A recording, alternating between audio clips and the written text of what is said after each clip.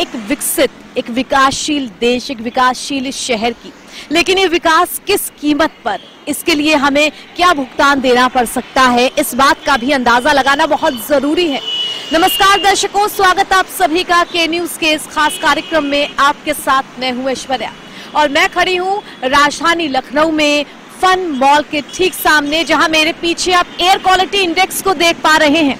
वो air quality index जिसके आंकड़े 100 के अंदर होनी चाहिए, लेकिन वो आंकड़ा 300 को पार कर रहा है। समझने की कोशिश करिए कि हम कितनी जहरीली आबो हवा में सांस ले रहे हैं।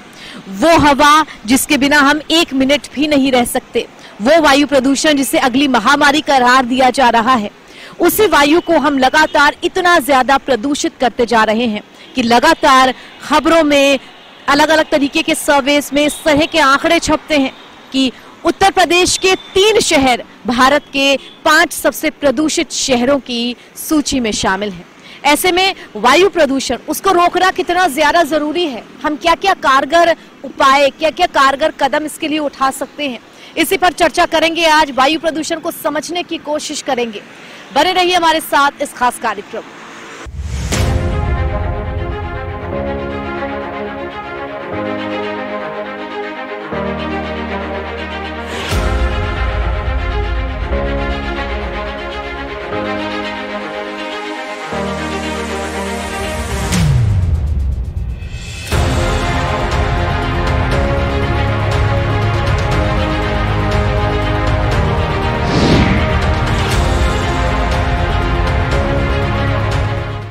दर्शकों, जब वायु प्रदूषण की बात होती है तो बहुत ज्यादा जरूरी है वायु प्रदूषण को समझना कि आखिर वायु प्रदूषण होता क्या है, कहां से आता है और क्या वायु प्रदूषण इतने खतरनाक स्तर पर पहुंच चुका है कि उसके लिए इमरजेंसी लेवल पर कदम उठाए जाने जरूरी हैं। ऐसे में हम मौजूद हैं डॉक्टर यशपाल जी के साथ, जिनसे हम समझेंगे वायु प्रदूषण को। डॉक्टर साहब, बहुत बहुत स्वागत है आपका। एयर पोल्यूशन को लेकर के जो तमाम रिपोर्ट्स, आंकड़े जो आज के दौर में, हम पिछले 1 हफ्ते की या 1 महीने की बात करें, इस तरह की रिपोर्ट्स तक सामने आ रही हैं कि राजधानी लखनऊ और उत्तर प्रदेश के 3 शहर पूरे देश के टॉप 3 एयर पोल्यूटेड शहरों में से एक है। क्या वजह है कि एयर पोल्यूशन इतना ज्यादा बढ़ता जा रहा है और वो कंट्रोल से बाहर हो रहा है? देखिए ऐश्वर्या जी, जो एयर पोल्यूशन का जहाँ तक संबंध है, कंट्रोल तो हम बहुत कर रहे हैं, परंतु जो सितंबर से और फरवरी तक एयर पोल्यूशन की समस्या होती है वो बेसिकली ऐड हो जाती है, क्योंकि मेट्रोलॉजिकल कंडीशंस ऐसी होती हैं। जब जाड़ा आता है तो जो भी हम एमिशंस निस्तारित करते हैं वो वितरित नहीं हो पाते हैं। वो जहाँ पर हम एमिशंस को निस्तारित करते हैं उनका कंसंट्रेशन वहाँ बढ़ जाता है, as a result of which air pollution की प्रॉब्लम होती है ये। और इसके साथ ही साथ जो पराली की वजह से समस्या है वो तो है ही, और इसका समाधान भी निकाल लिया गया है बहुत हद तक। जो मैं इन्वर्जन की प्रॉब्लम कह रहा था, जो मेट्रोलॉजिकल कंडीशन की बात कर रहा था, तो प्रत्येक जनपद में ऐसी जगह, ऐसे समय होता है जहाँ पर एक अच्छे वेंटिलेशन का पीरियड होता है और एक पुअर वेंटिलेशन का पीरियड होता है। गर्मी में अच्छे वेंटिलेशन का पीरियड बहुत होता है और जाड़े में ये बहुत कम हो जाता है। जैसे अच्छे वेंटिलेशन का पीरियड मात्र सवेरे 10 बजे से दिन में 2 बजे तक रहता है, जबकि गर्मी में सवेरे 6 बजे से रात 8 बजे तक अच्छे वेंटिलेशन का पीरियड। तो इसके कंट्रोल के लिए मेरा ये सुझाव रहा है हमेशा से कि हम ये देख लें, वेंटिलेशन पैटर्न्स किसी जनपद के हम स्टडी कर लें, और जब हमको पता चल जाए कि किसी जनपद में 10 बजे से 2 बजे तक का पीरियड अच्छा है, उसके बाद पीरियड खराब है, अच्छे पुअर वेंटिलेशन का है, तो हम जितनी ईंधन का जितना कंबस्टन करते हैं, जितना हम फ्यूल बर्निंग करते हैं, जितने हम बॉयलर्स को चार्ज करते हैं, वो सब हम उस अच्छे वेंटिलेशन के पीरियड में अगर करें तो जो हम धुआं छोड़ रहे हैं वो वितरित हो जाएगा। अगर हम शाम को रात में शाम को 4 बजे अगर हम कोई चीज़ जलाते हैं तो वो ऊपर नहीं जाती, फिर वो ऐड करती है एयर पोल्यूशन को।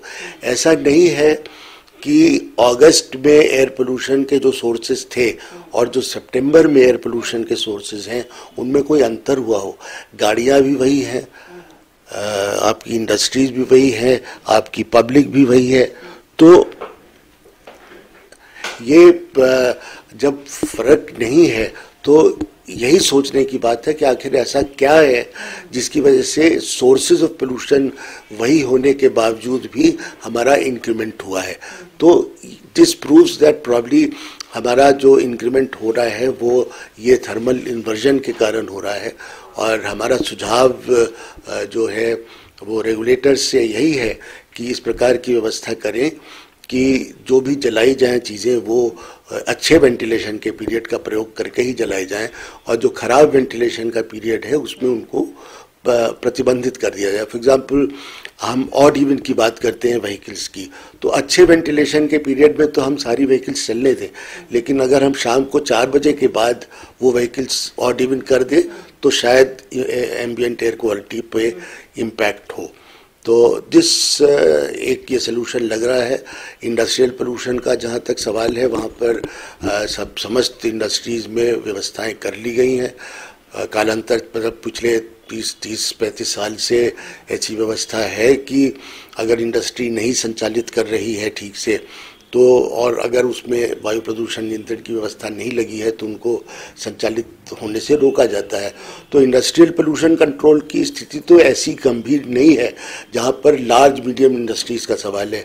ये ज़रूर है कि बहुत छोटी छोटी इकाइयाँ जो शहरों में लगी हैं, जैसे जिनके पास भट्टियाँ हैं, वहाँ पर शायद इतना अवेयरनेस नहीं है। तो एक ये एरिया है जहाँ पर हमको थ्रस्ट करने की ज़रूरत है।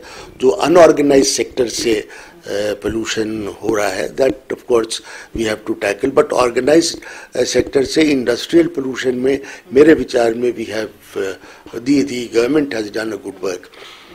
और सर, एयर क्वालिटी इंडेक्स की अगर बात करें, लगातार लखनऊ में 4 जगहों पर जहाँ एयर क्वालिटी इंडेक्स भी लगे हुए हैं, उनका आंकड़ा 100 माना जाता है कि 100 में अगर वो अंदर रहेगा तो that is good air for you. देखिए, एयर क्वालिटी इंडेक्स भी लगातार 350, 450 इसके पार जा रहे हैं। डॉक्टर्स भी ये सजेस्ट कर रहे हैं कि इवनिंग वॉक पे जो लोग निकलते थे बाहर फ्रेश एयर के लिए, अब ना जाएं, आप घर में ही रहें, वो ज्यादा बेहतर है।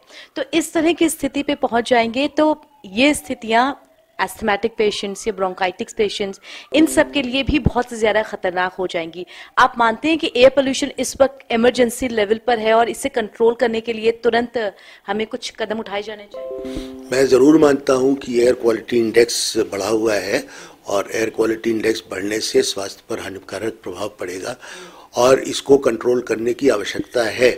लेकिन इसको कंट्रोल करने का एक बहुत सुदृढ़ रणनीति बनानी होगी। संभवतः हमारे राज्य सरकार में, दिल्ली में, और ये सब नॉर्थ वेस्टर्न स्टेट्स की प्रॉब्लम है, जो कि जहाँ पर ठंडक पड़ती है, तो ये एक तरह से बना रहे हैं।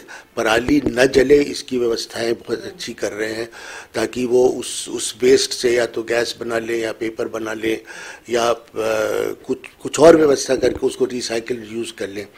बट द फैक्ट रिमेंस की स्थिति क्रिटिकल तो है ही जाड़े की शाम को, बट वही है, मैं फिर दोहराऊंगा कि सोर्सेज एक ही रहने पर भी अगर एयर पोल्यूशन बढ़ रहा है तो we have to look to other causes of air pollution rather than only the emissions. और उसमें यही मेरा कहने का मतलब है कि ये जो वेंटिलेशन, गुड वेंटिलेशन और बैड वेंटिलेशन का आकलन बहुत आवश्यक है। और दूसरा ये भी आवश्यक है कि हम हर जनपद का एक सोर्स अपॉर्चनमेंट स्टडी करें।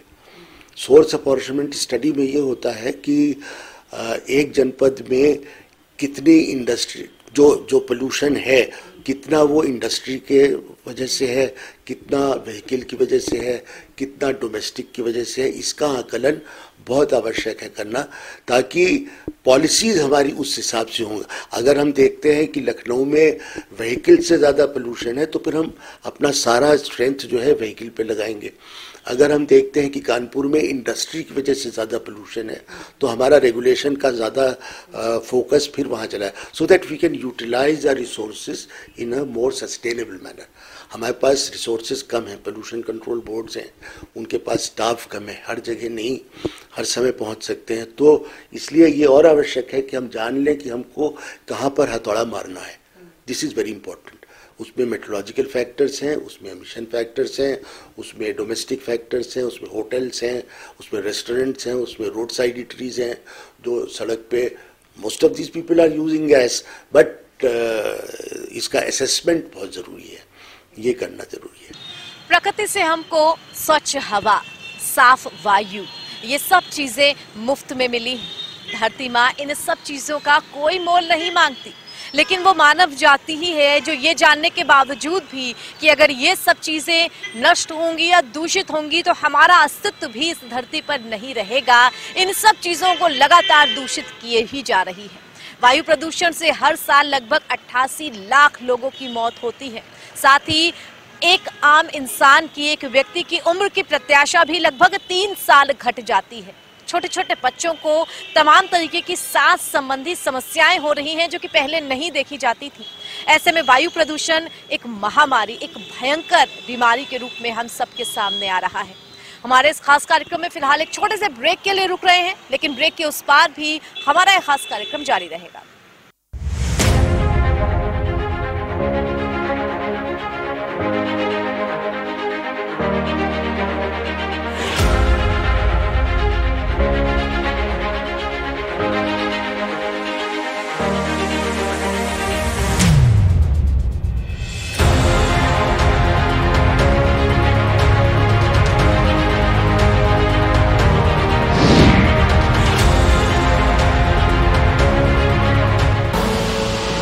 देख रहे हैं के न्यूज, खबरों का सारथी। स्वाद और खुशबू में झूम के भाई लेके आए गोल्डी मसाले। गोल्डी मसाले, खुशबू और स्वाद ऐसा तो रिश्तों में गुस्सा कैसा। फिट रहना है तो फिटनेस हेल्थ ऑयल ले आओ। You are correct. हाँ, करेक्ट होता है बाबूजी। सही बोले हैं, तो ले आइए फिटनेस हेल्थ ऑयल।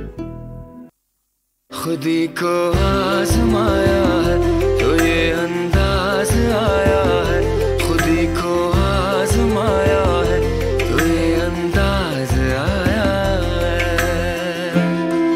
तुम में भी मैं हूं, शुद्ध प्लस पान मसाला। आप देख रहे हैं के न्यूज, खबरों का सारथी।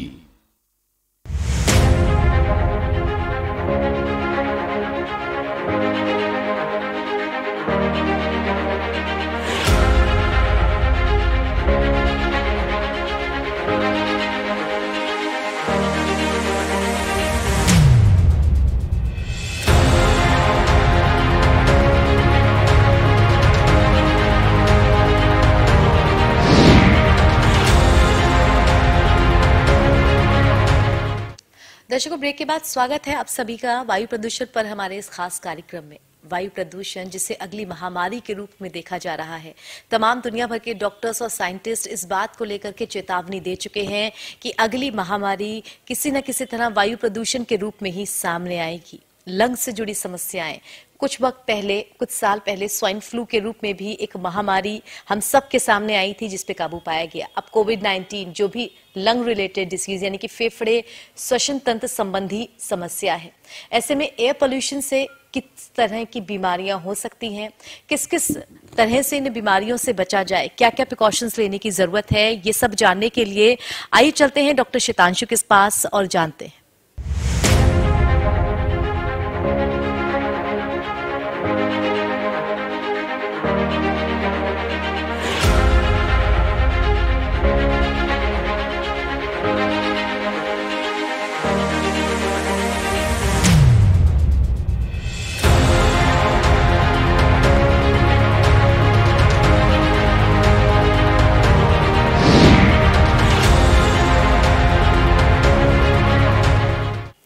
दर्शकों, वायु प्रदूषण हम सब के लिए एक खतरनाक स्थिति, खतरनाक स्तर तक पहुंच चुका है। वायु प्रदूषण किन किन कारणों से फैलता है, इस पर हम चर्चा कर चुके हैं।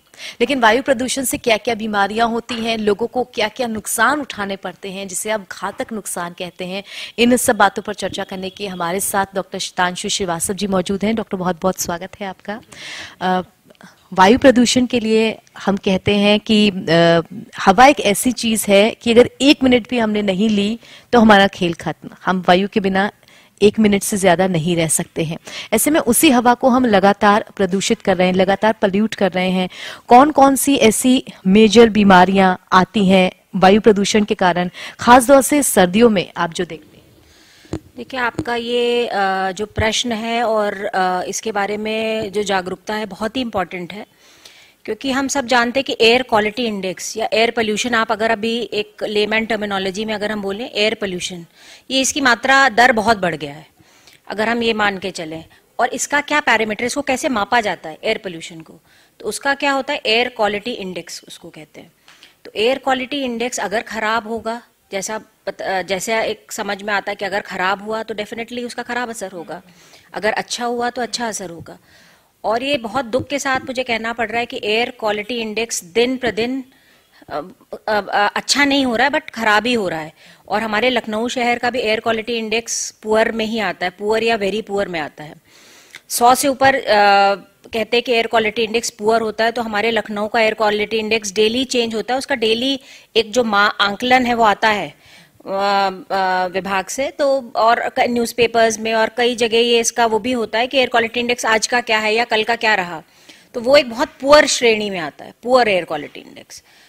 तो अगर पुअर एयर क्वालिटी इंडेक्स है तो अब इस पे इसका क्या असर होगा, क्योंकि यही हम सांस ले रहे हैं, ये हमारी मुख्य हमें जीविका के लिए सबसे ज़रूरी चीज़ है।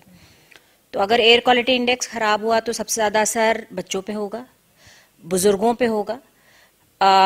और हम सांस ले रहे हैं, सांस कहाँ जा रही है, हमारे लंग्स में जा रही है, तो लंग्स में क्या होगा, लंग्स पे असर पड़ेगा। बच्चों का तो ऐसी स्थिति होती है कि उनकी ग्रोइंग फेज होती है, तो ग्रोइंग फेज के लंग्स भी बढ़ रहे हैं, जो हमारे सांस लेने का जो सबसे इम्पोर्टेंट ऑर्गन होता है लंग्स, उसका भी विकास हो रहा है। तो जब हम ऐसी प्रदूषित हवा अंदर लेंगे तो उसका विकास में कहीं ना कहीं बाधा आएगी, तो उस पे भी असर पड़ेगा। तो बच्चे के एक तो ओवरऑल विकास पे, क्योंकि लंग्स क्या है, उसकी ग्रोथ, एक ऑक्सीजन एक बहुत इंपॉर्टेंट पैरामीटर होता है, एयर एक बहुत इंपॉर्टेंट पैरामीटर होता है, तो वो अगर अफेक्टेड होगी तो उसका लंग का ग्रोथ अफेक्टेड होगा, उसका विकास अफेक्टेड होगा। और इसमें यह भी देखा गया है कि जब ऑक्सीजनेशन इनडायरेक्टली, मतलब ऑक्सीजन लेवल या इनडायरेक्टली आप कहिए पोल्यूशन जो है, दिमाग पे भी, उसके दिमागी विकास पे भी असर होता है इन द लेट टर्म। तो ये एक बहुत बड़ा वो है इसका दुष्प्रभाव। बुजुर्गों पे उसी तरह से, क्योंकि बुजुर्गों में लंग्स क्या ऐसी स्थिति में होते हैं कि अगर थोड़ा भी ऐसी प्रदूषित हवा ली अंदर तो उसकी जो डिजीज, उसको सहने की क्षमता कम रहती है, तो उनमें कई प्रकार के रोग और आने की संभावना ज़्यादा रहती है। तो कौन सी बीमारियां होती हैं बच्चों में, अगर हम मान के चले तो एलर्जीज एंड अस्थमा का दर बढ़ गया है। और आप ये मान के चलो कि एलर्जीज और अस्थमा इतना बढ़ गया, जो 7 से 14% का दर था, तो ये बढ़ के हम लोग रोज, मतलब आप ये अगर हम उसको आकलन करें उसका, तो 10 में 2 बच्चों को एलर्जीज या अस्थमा का वो शिकार हो रहे हैं। तो ये नए केसेस हमें मिल रहे हैं। तो एक तरह का ये बहुत तेजी से ये बढ़ रही है चीजें। उसी तरह बुजुर्गों में सीओपीडी है, अस्थमा है, रेस्पिरेटरी प्रॉब्लम्स है, ये सब बढ़ रही हैं। डॉक्टर, अगर बात करें मौसम बदलने की, तो क्या सर्दियों में ये समस्याएं बहुत बढ़ जाती हैं, या सर्दी और गर्मी अब अभी इस वक्त आप दोनों में समस्याएं ज्यादा देख रहे हैं? हाँ, दोनों में ही रहती हैं, पर सर्दियों में एक्चुअली प्रॉब्लम क्या होती है कि स्मॉग की भी होती है। स्मॉग मतलब क्योंकि टेम्परेचर जब गिरता है तो कुछ पार्टिकल्स जो होते हैं सस्पेंडेड है, तो उस पर क्या है, हमारा जो टेम्परेचर गिरने की वजह से जो उससे भी, उसका भी इफेक्ट पड़ता है। तो सर्दियों में भी रहता है, गर्मियों में भी रहता है, पर सर्दियों में थोड़ा ज्यादा हो जाता है। दिवाली के बाद, कुछ सीजन्स में दिवाली के बाद जब बहुत ज्यादा स्मोक होती है एयर में, तब बढ़ जाता है। अभी आप सुन रहे होंगे स्टबल बर्निंग, जहाँ पे खेतों में जब वो जो फसल होती है वो जलाई जाती है, उसकी वजह से जो धुआं होता है, तो ऐसे ही टेम्परेचर ड्रॉप हो रहा है तो वो धुआं सस्पेंडेड रहता है एयर में, तो उसकी वजह से भी ये चीज और बढ़ जाती है। तो सर्दियों में तो बढ़ती है, गर्मियों में भी रहती है। डॉक्टर, अगर इस बात की बात करें कि मतलब अभी हेल्थ पॉइंट ऑफ व्यू से डॉक्टर्स ये तक सजेस्ट करने लगे हैं कि आप इवनिंग वॉक करने बाहर ना निकलें। शाम के समय सब जॉगिंग पे जाना चाहते थे, सुबह के वक्त जॉगिंग पे जाना चाहते थे, वो सब चीजें जो बड़े बड़े मेट्रो सिटीज है वहां पे मना की जा रही है। तो क्या क्या प्रिकॉशंस आम आदमी को रखने चाहिए आपकी वो साफ हवा ले सके? देखिए, सबसे इम्पोर्टेंट हर चीज, हर बीमारी में सबसे इम्पोर्टेंट है प्रिवेंशन। जैसे हम लोग अभी ये मास्क का यूज करते हैं, ये एक प्रिवेंटिव इफेक्ट है, तो उसी तरह से अगर हमें एयर पोल्यूशन को प्रिवेंट करना है या बढ़ने नहीं देना है, तो एक तो उसके स्टेप्स होंगे। दूसरी चीज जो अभी स्तर है पुअर एयर क्वालिटी इंडेक्स में, इसमें अगर बच्चे हमारे बाहर खेलने जा रहे हैं, आउटडोर गेम्स खेल रहे हैं या टहलने जा रहे हैं हम लोग पार्क्स में, तो उसमें क्या लेना है, उसमें हमें क्या प्रिकॉशन लेना है? तो उसमें क्या प्रिकॉशन लेना, उसमें भी कुछ तरह के मास्क आते हैं जो एयर पोल्यूशन के लिए होते हैं, तो वो लगा के यूज करा जा सकता है, जिनको एयर पोल्यूशन मास्क कहते हैं, जो वैसे भी यूज होते हैं। दूसरी चीज ये है कि थोड़ा सा केयरफुल तो रहना ही पड़ेगा बच्चों को, और ऐसी जगहों पे जहाँ पे ज्यादा पेड़ पौधे हैं और हरियाली है, तो वो क्या है, पेड़ अपने आप में ही पोल्यूशन को कम कर देते हैं, हवा को शुद्ध कर देते हैं, तो वो ऐसी जगहों पे जाना सेफ रहता है। और व्हीकल्स का यूज कम करें। आजकल फिर ये वो हो रहा है कि साइकिल्स और कुछ ऐसी चीजें वाहन है कि इनका प्रयोग ज्यादा हो, तो ये सब हम लोग प्रिवेंटिव मेजर्स अगर करते हैं तो it is a good thing. मतलब लॉन्ग टर्म में इसका इफेक्ट आएगा। मतलब आज से 5 साल बाद हम देखेंगे कि हमने कुछ ऐसा करा जिससे हमारे जनरेशन, हमारे बच्चों को शुद्ध हवा मिली।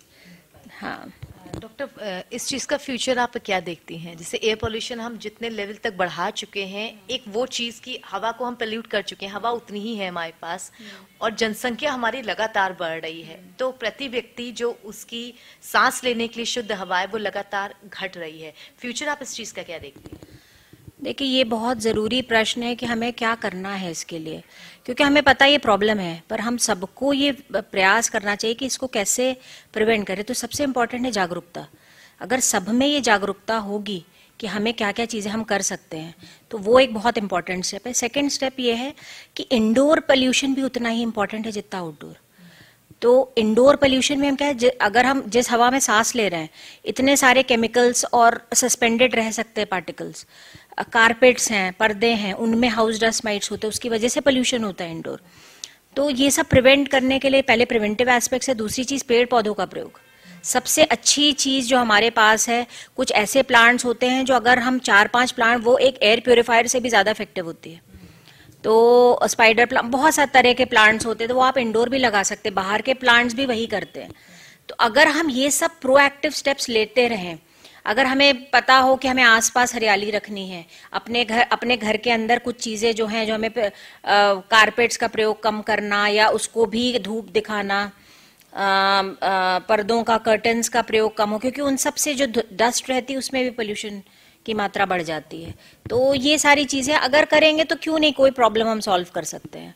तो हमें लगता है ये एक बहुत पॉजिटिव स्टेप है। दूसरी चीज, जैसे इस बार बहुत अच्छा वो हुआ था कि दिवाली में पटाखों का प्रयोग बहुत कम हुआ था, तो उससे भी काफी फर्क पड़ा। तो ये सब प्रोएक्टिव स्टेप्स हैं जो अगर सबको ये रहेगा कि हमारे बच्चों को एक अच्छा एनवायरनमेंट हमें आगे देना है, तो we can strive for it.